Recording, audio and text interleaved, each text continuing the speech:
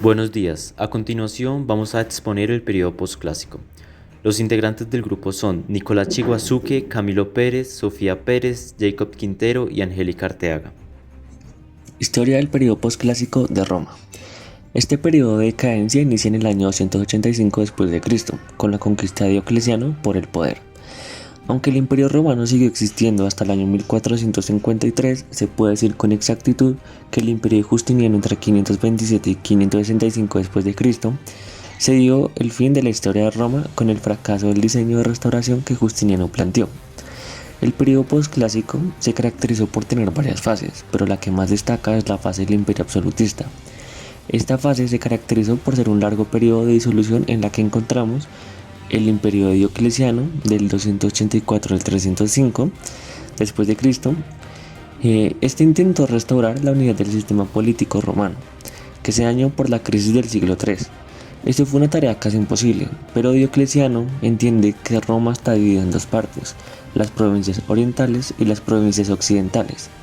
Diocleciano, para solucionar su urgencia, implantó el sistema de tetrarquía y dividió el imperio en dos. Este sistema de tetrarquía funcionaba con dos augustos, que eran los que gobernarían un oriente y otro en occidente, y nombró a dos ayudantes para cada augusto, que eran césares, que eran sus respectivos sucesores. El imperio de Constantino. Este se da del 306 al 337. Constantino, a diferencia de Diocleciano, dividió el imperio en dos capitales, la que era la vieja Roma y Constantinopla. Todo esto después de derrotar a su cuñado, con el que tenía una mala relación, sobre todo por el cristianismo. A la muerte de Constantino, los hijos dividen el imperio entre Oriente y Occidente. Imperio de Flavio Claudio Juliano, del 360 al 363 después de Cristo. Este llega al poder después de que Constanzo, hijo de Constantino, mandara decapitar a su antecesor. Juliano se vuelve muy importante y útil para la defensa de Occidente, y este se le vio como un competidor para Constanzo, que muere en Cilicia por una enfermedad. Flavio Claudio intentó restaurar la obra de Diocleciano y muere en el 363 en una batalla. División formal del imperio en Oriente y en Occidente. Teodosio I logró eliminar las usurpaciones internas y expulsar a los confines a los bárbaros, pues fue el primero en admitirlos en el ejército romano. Con lo referente a la religión cristiana fue tolerante, pero en el año 380 d.C., con el edicto de Tesalónica, la proclamó como religión oficial del Estado. Con la asociación dejó a sus hijos Arcadio y Honorio, pero en manos de dos funcionarios rivales, Rufino y Sticor. Con su muerte se evidenció una mala fractura entre Oriente y Occidente. El imperio de Occidente estaba en una situación económica precaria, estaba expuesto a las presiones de los bárbaros y, aún más importante, necesitaba un punto de atracción político-cultural. Flavio Honorio sube al poder siendo joven. Esto lo aprovechó su consejero Esticón, quien le sugiere agregar a la diócesis de Mesía. Arcadio no aceptó y nace por primera vez en el Imperio Romano un conflicto armado entre los dos imperios. En el año 408 d.C. muere Arcadio y Esticón, pero no terminan las tensiones. El imperio de Occidente cierra para siempre su ciclo vital. El fin de este imperio llega con la vasta división de los reinos bárbaros. Imperio de Oriente. Su economía fue ágil y rápida y su nueva fórmula de organización civil se adecuó para los modos y modelos de la organización helenística denominada Imperio Bizantino. David Arcadio subió a los 11 años al poder con la ayuda de Rufino. Teodosio II se dedicó a asegurar las fronteras del imperio, a reordenar la administración y a desarrollar la economía. Dejó su código de Teodosio. Justino I, del año 518 hasta el año 527 d.C. En este tiempo existió una disputa entre monofisitas y ortodoxos. A raíz de esto, en Constantinopla se formaron verdaderos partidos políticos, los azules, ortodoxos, y los verdes, monofisitas. El emperador hizo afirmar la concepción de los ortodoxos a través de un sínodo local de obispos. Se retoman las relaciones con la Iglesia romana, empezando a perseguir a los monofisitas. El Imperio Justiniano y la restauración justiniana. La última reactivación de la romanidad, pero no duró más que la vida del propio Justiniano. Se dividió en tres fases: primero la restauración jurídica del Imperio Romano y el aseguramiento militar de sus fronteras, desde el año 527 hasta el año 534 d.C. Fue cuando compiló en un tiempo bastante corto el monumento de la civilización jurídico-romana, que posteriormente fue llamado Corpus Juris Civilis. La segunda fase, que se dividió en tres: la restauración y reunificación territorial de todo el Imperio Romano, la pacificación religiosa y la adecuación jurídica a los nuevos tiempos de importantes institutos jurídicos públicos y privados. y la tercera fase, la inercia precursora de la sustancial derrota en todos los campos del grandioso tentativo de restauración. En esta etapa Justiniano se dio cuenta de que su programa era efímero, pues todo lo que había conseguido poco a poco se fue desbaratando. Y fin de la civilización romana. Finalmente, en el año 1453 d.C., los turcos conquistan Constantinopla y finalizan el Imperio de Oriente. Estructura estatal del imperio absolutista. El Imperium Romanum trajo una novedad en esta época. Esta novedad consistió en el total absorbimiento de los elementos del pueblo y del territorio de la República Romana por parte del Imperium.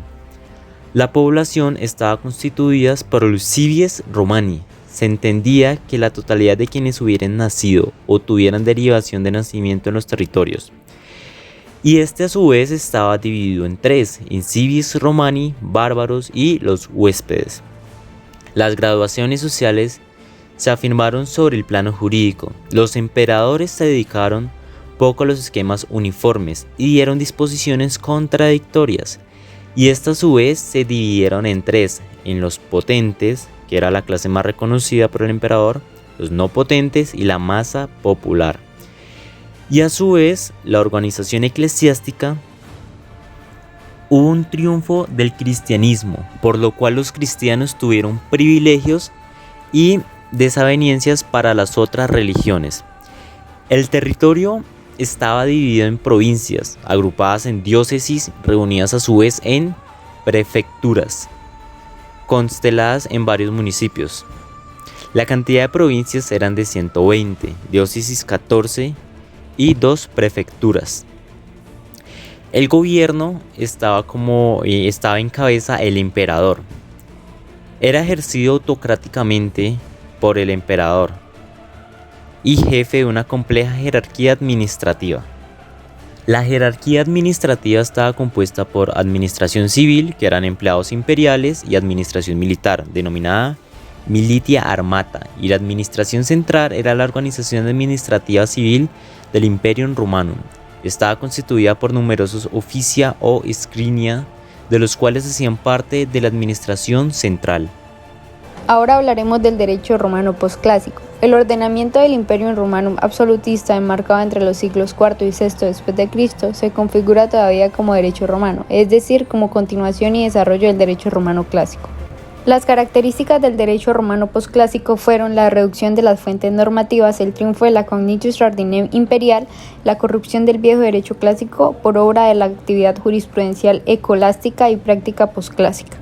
Fases de la decadencia jurídica. La fase del Imperio Único, que se desarrolla entre los años 284 y 395 después de Cristo. La fase del Imperio Doble, que se da entre los años 395 y 527 después de Cristo. La fase justinianea se enmarca entre los años 527 y 565 después de Cristo.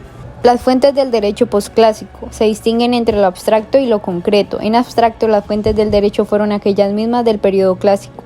Pero en concreto las fuentes típicas ya no eran más consideradas fuentes activas porque ya no estaban en grado de crear derecho. Las leyes novae imperiales fueron la fuente de producción primaria del derecho romano posclásico. No podía ser diferente dado el rango constitucional del imperium absolutista asumido por el gobierno.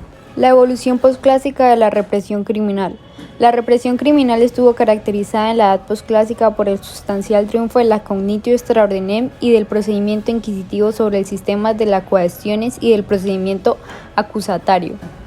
La evolución posclásica del proceso privado. Paralelamente al triunfo de la Cognitio imperial en materia de represión criminal, se verificó en este periodo posclásico el triunfo de la Cognitio imperial en materia de las lides privadas. La evolución posclásica del ius privatum. En el periodo posclásico, la evolución del ius privatum se verificó a través de importantes leyes novae de los emperadores prejustinianeos y de Justiniano, pero además por la alteración jurisprudencial y la interpolación por parte de los comisarios justinianeos de la Vetera Iura. Ahora hablaremos sobre el trabajo legislativo y recopilatorio de Justiniano. Comenzaremos con el Corpus Iuris Civilis, que es la más importante recopilación de derecho romano y uno de los más influyentes y destacados textos jurídicos de la historia.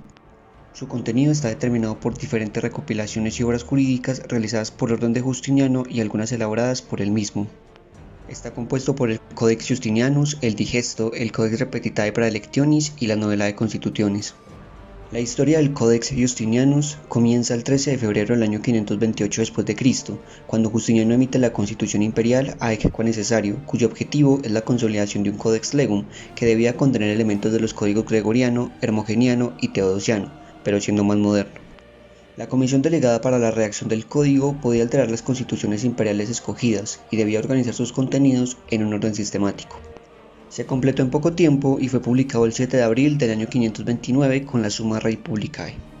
En lo que respecta a los digesta, el 15 de diciembre del año 530 d.C., Justiniano emite la Constitución de Auctore, con la que delega a Triboniano a reunir una comisión que tendrá la tarea de realizar una gran recopilación de toda la jurisprudencia clásica romana. La comisión estaba compuesta por 17 miembros y podían alterar los textos con el fin de evitar antonimias. La recopilación se dio con gran rapidez y el 16 de diciembre del año 533 Justiniano publica la Constitución Tanta, con la cual emite la obra recopilatoria Digesta Seu Pandectae, que entraría en vigor el 30 de diciembre del mismo año. Los digestas están compuestos de 50 libros que se dividen en 2 o más títulos y Justiniano divide los digesta en 7 partes. Debido a las varias constituciones emanadas desde el año 530, se tuvo la necesidad de actualizar y perfeccionar el ya publicado Codex Justinianus, y es así como en noviembre del año 534 nace el Codex Repetitae Praelectionis, dividido en 12 libros y cada libro compuesto por varios títulos, cada uno tratando una constitución imperial que contenía además una praescriptio, es decir, el nombre del emperador y destinatario de la constitución, y una subscriptio, que era la fecha de emanación del acto. Las novedades se dan después del inmenso trabajo legislativo que Justiniano continuó realizando hasta su muerte. Se dictaron numerosas constituciones y decretos que luego los glosadores pasarían a reunir en una combinación compuesta por 9 colaciones.